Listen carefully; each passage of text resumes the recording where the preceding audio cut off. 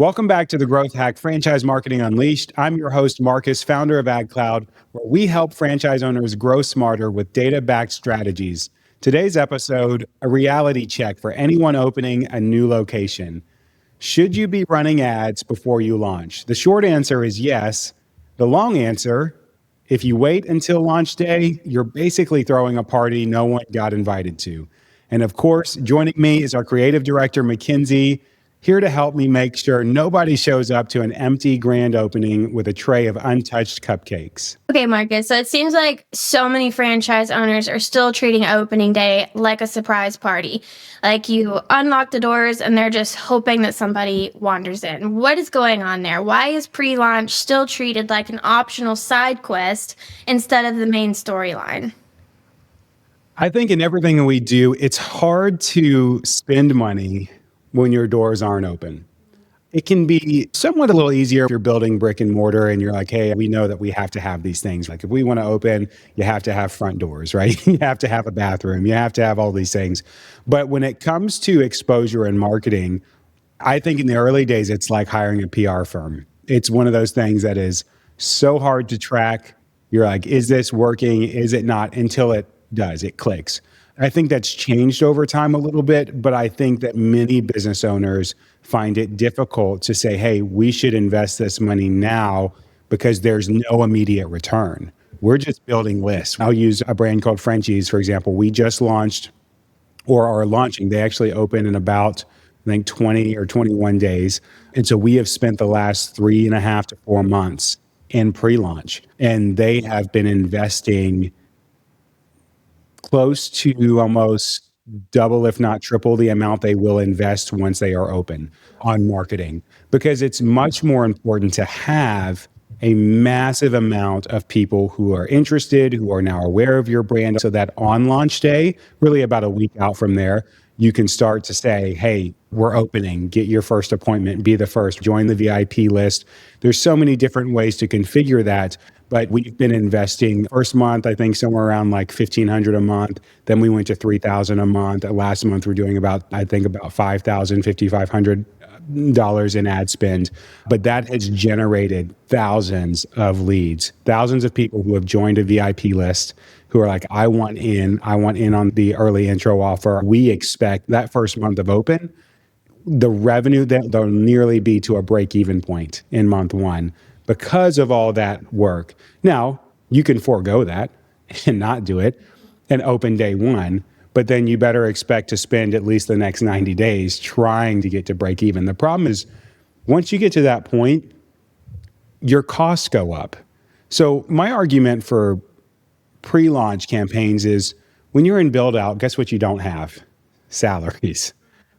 You don't have staff salaries. You don't have necessarily a ton of back bar replacement. You don't have stock and inventory, et cetera, et cetera. Depending on where you're building out at, some landlords will not charge you until your grand opening date. Like that becomes kind of your first month or slightly before that. So take all of those savings and put them into your pre-launch strategy so that when the bills start to come, you've got a good cushion.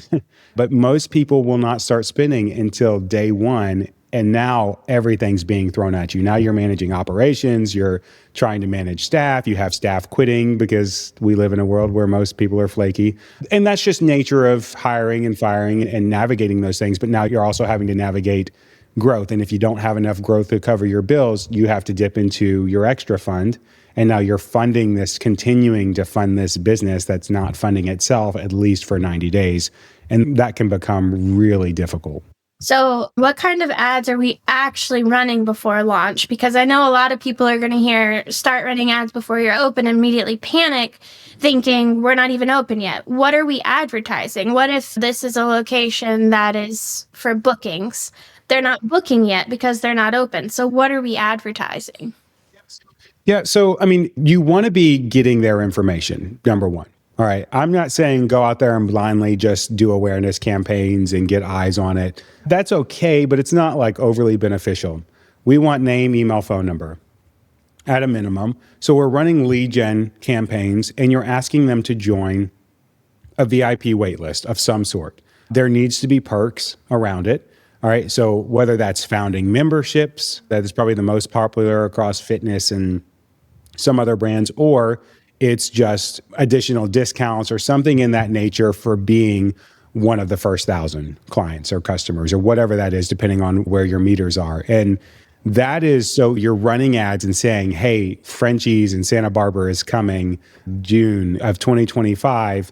Join the VIP wait list and get X, Y, and Z. Here's what you get. Join to be the first to know and first able to book the appointment. Once we get to that point, we'll send an alert to those thousands, 2,000, 3,000 leads and say, you can now book your appointment, limited time. So like you're in, you have a lead, you're on the VIP wait list, but that's not the end of it. You still have to book your appointment within a certain time to get those perks. Because if you leave it open and say, well, you filled out a form, you're on the VIP wait list, and you're like, okay, we're open, come book.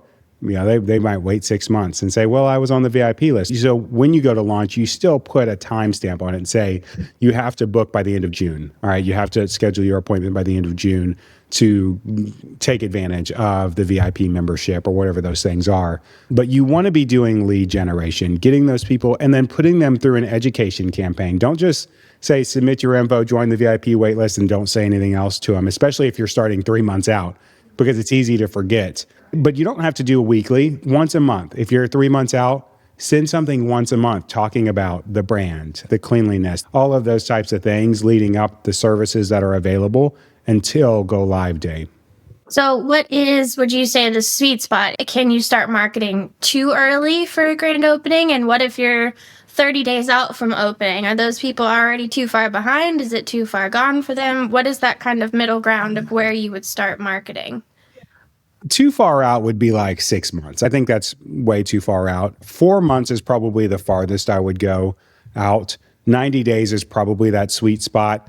30 days is actually not terrible if you can put it together quick enough, because it's going to still give you that exposure and awareness. People like an offer. People like something special. People want to feel like they are a part of the beginning of something. I think the F45 brand does a great job at that with their founding memberships. And so I'm obviously an avid F45 user and goer. When ours launched, they're just outside the neighborhood, they did founding memberships. But what was really cool is like they had this funnel lead up. It was probably about 90 days, somewhere in that range. Join the wait list, all of this stuff. But then they did I remember it was a really hot day, but it was out in the parking lot of the center and everyone came together. I wasn't a member yet, but it was like everyone on the VIP list came out and we all did a workout together in the parking lot. It was fun. We made friends. We got to meet the owners.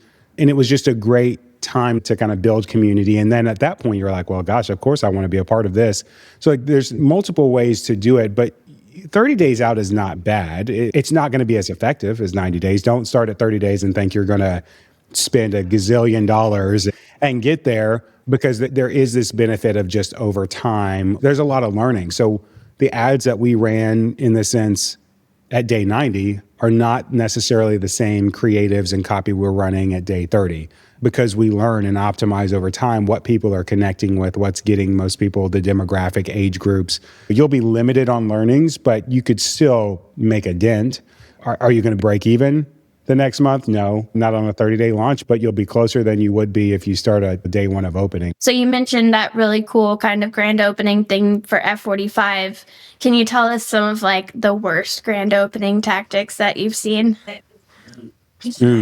Worst. I think on the grand opening side, anytime alcohol is involved, I always think it's a bad one. And you know, what's funny is we see a lot of people like, they're like, we're going to do champagne, we're going to do like all this stuff. And I'm not here to vote one way or the other, but you pigeonhole like what people's preference is and whether they want to be a part of those types of things. If I were to like globally say bad, I think bad grand openings are ones that are not inclusive to the community.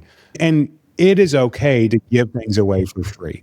Again, F45 didn't have to do that. They didn't have to say, everyone come with our trainers, do this workout, because they were still building out inside. The actual inside wasn't done yet, but they had trainers there. We went through a workout and there wasn't any cost or anything like that.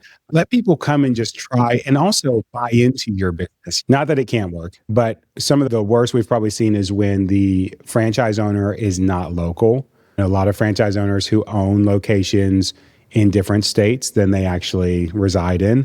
And I think it becomes really hard because it's disconnected. Again, I'm going to go to F45. I have a great relationship with the owner of F45. And there is something about just knowing who that person is that gets you more and more invested in that. And Andrew does a great job with really, I think everyone that comes through F45. But the bad ones, it changes by concept, I think, but it's really more so just not being prepared, not having the proper training, not having the best staff. I think a lot of it also goes back to like, if you're going to launch, you don't want to be paying salaries and have staff standing around because your books aren't full. That is one of the worst displays. Mismanaged staff can tank you in the very beginning. We won't mention names, but we've been to some places where like we've gone in and the owner wasn't there and the staff was there in pajamas. There's things like that where you have to be dialed in to what's happening, when it's happening, and how you're going to bring people around.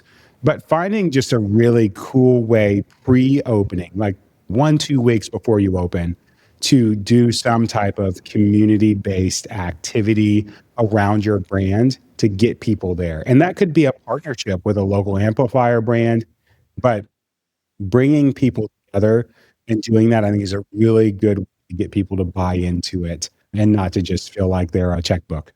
So what do you say to the person thinking, I'll start marketing once I start making money? I know you hear that probably a lot. You'll probably never start marketing because you're probably never going to make money. Look, I mean, truly, outside of family and friends, but look, family and friends are going to support you for about 30 days. You can't say in any bit, I think if that's your mindset, I would question if you're ready to be in business ownership. Like if you're someone who's like, hey, I'm thinking about starting a business and I'm going to do this. Once I start making money, I'll start expensing. You can, depending on what you're doing, you can leverage Facebook groups, like things like that, to promote it for free and try to drive people in. You're going to have to put in 10 times the amount of hours into that effort to try and get people in and not seem spammy. But you have to spend to make money. It takes money to make money. Now, you can blindly spend and lose money and not make money for sure. But if you're looking at the metrics and understanding that market, and hopefully you've picked a good business model and did your research, you have to be willing to invest and spend. And if you don't have the budget to do that right now, find someone that's willing to invest on that side. Find a partner that has the capital, find something in that nature, because you will never be as popular as you will be day one.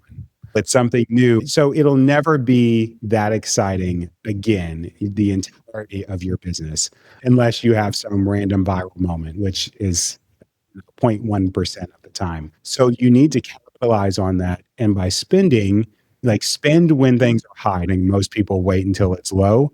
You can bring people in, but if your experience in the location's terrible, your staff isn't great, I'm really not making money. Last month was okay, but now this month we're down 50%. So you can't just look at top line. You have to look at what is the experience coming in? What's the return ratio? What is that cost per booked, lead, booked appointment? Or if you're not a membership model, what's their return rate at the end of the day? If you spend $1,000 in top line, but then, with returning and lifetime value, you're generating 100,000. That's a good day. But if you're spending 5,000 and month over month, you're starting to lose 10,000, there's some things that need to be fixed. And it doesn't always mean it's the marketing message. Sometimes it's staff oriented. Sometimes it's the experience. Sometimes you're just selling the wrong service or product in the wrong area. And that's a much bigger discussion. That's what goes into like research and making sure there's a good MVP for that area. And I think too, like just a note for everyone listening, we've kind of just blanket talked about marketing, right? Like go back to some of our other episodes on how to actually market, right? Like don't just go into Facebook and boost a few posts and call that marketing, right? Like you want to really dig deep into how you're actually marketing. But like I said, we're not going to get into that today because we're going to go too long, but listen to some of our previous episodes on how to actually market properly. Yeah, absolutely. Look, if you're waiting until launch day to start marketing, you're already behind. The goal isn't to announce you're open, it's to open with people already lining up. Pre-launch ads aren't optional. They're the engine that makes your opening day worth showing up for. So if you're launching soon, don't whisper into the void. Make noise, build hype, and turn your first day into a booked out success. Thanks for hanging with us on the Growth Hack Franchise Marketing Unleashed. Hit follow, leave a review, and send this to the one franchisee who still thinks a coming soon sign is a marketing plan. We'll catch you next week.